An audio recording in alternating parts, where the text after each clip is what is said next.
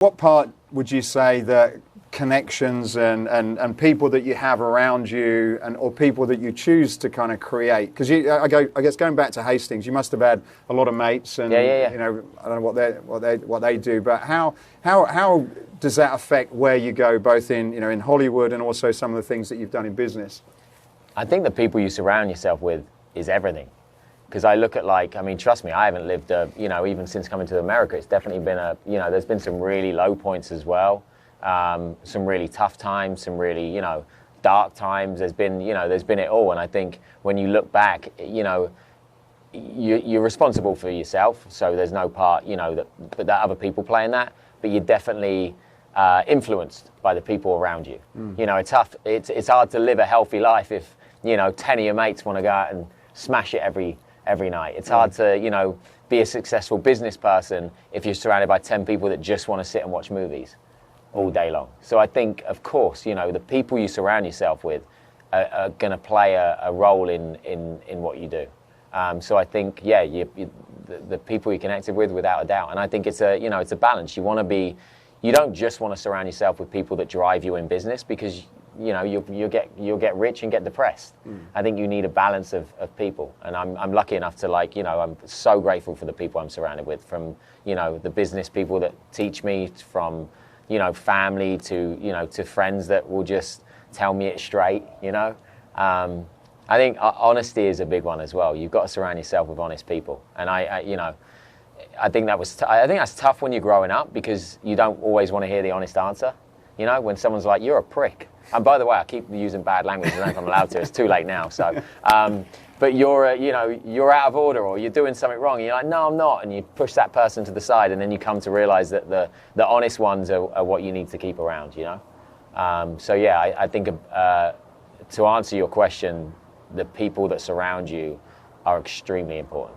Did you come out here with any of your mates, or did you come out on your own? No, I came out here pretty much on my own. I'd come out in the very beginning, like on a vacation, and then took a few meetings, and then ended up moving out here. And then a dear friend of mine, Robbie Williams, who you'll know because you're British, he lived out here, and I'd kind of made a few friends, and then Robbie was kind enough to take me in as well. I ended up living with Robbie for a couple of years. And built a great community of people. To be honest, most of the community I built at the time was through football. I played football. That was the other thing I did growing up. Mum had me in ballet and Dad had me in football, so it kind of balanced it out. I think Dad was desperate for me to be a good footballer, to just save his arse in the pub. So at least if they were like, "We just saw your son in tights," he could be like, "Yeah, but do you see that goal he put in the back of the net?"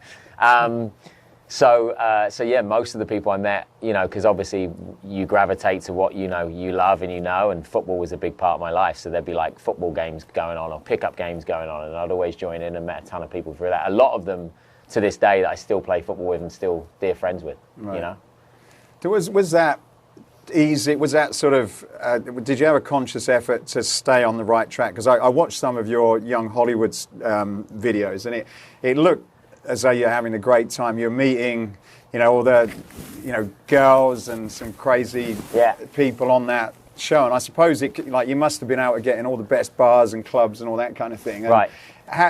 Was it something that you had to sort of, because I can imagine being younger and just losing my way in that whole thing. 100% lost my way. 100% lost my way. To be honest, when I look back, without a doubt, it really is funny, because when I look back on some of the years that from the outside, without a doubt, look the best, they were my darkest days. I mean, I won't go too into it, but I definitely had some times where I was like, I don't want to be here anymore. I found myself in a depression that I couldn't even explain. And I think that was the hardest thing as well, because it was like, why do I feel this way when it all looks great and I'm doing this? And that was where it kind of realized a turning point for me was I need to figure something out. I need to change something.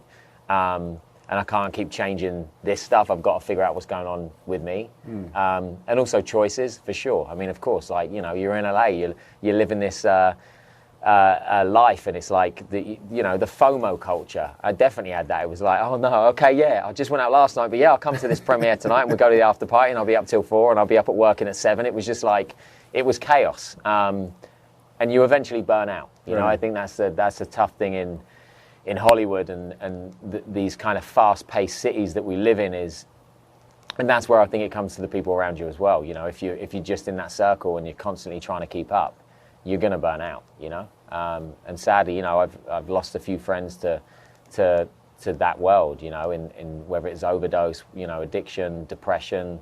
It's a tough thing. It catches up with you, and we're also in a city where, you know, I joked about it earlier, being like, you know, I'm insecure, but the truth is, I'm 40 years old and I'm doing really well, but I'm still insecure. You know, I still have to pay attention to those voices in my head that tell me I'm not doing good enough, or tell me I'm not enough, or oh yeah, it's all going to fail, or this. You know, it's a constant battle, and then you throw, you know, social media into it and everything else, and it's, you know, it's tough. It's you know, it's a regular conversation. By the way, that's a dog, if someone can hear. It's a neighbour's dog, very angry at this podcast.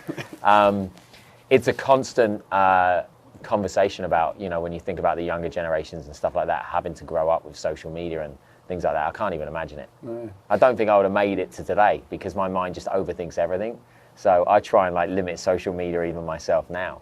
But yeah, it was... yeah, and that's what I mean. It's definitely been a roller coaster, you know. What kind of got you back on track then?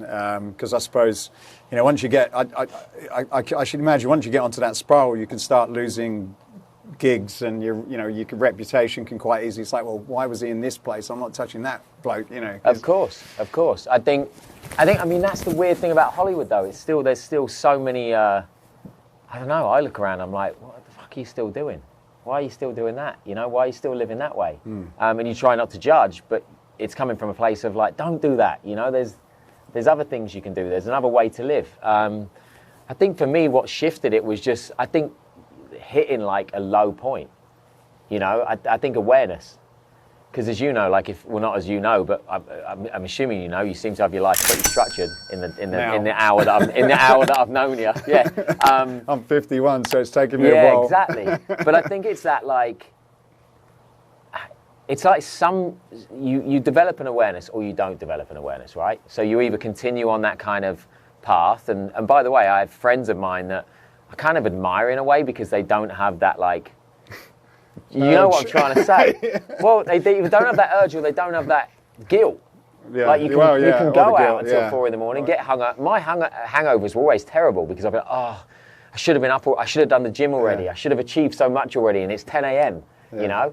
Whereas if you can just sleep in and eat a cheeseburger and fries and switch on Sunday football, then great. You know, there's nothing wrong with that either. Maybe it's good that you don't have that. Maybe it's good that you know, you don't have that's that. What I think. Yeah. That's what. And by the way, you know, it's a blessing and a curse. I think the same thoughts that, I guess, I don't want to say beat myself up, because that's never good. But that voice that's like, come on, you should be doing more. You should be out of bed by now. You should be like, truly. I had a friend's birthday last night, and I get in at 1 a.m. and my alarm's still set for 6.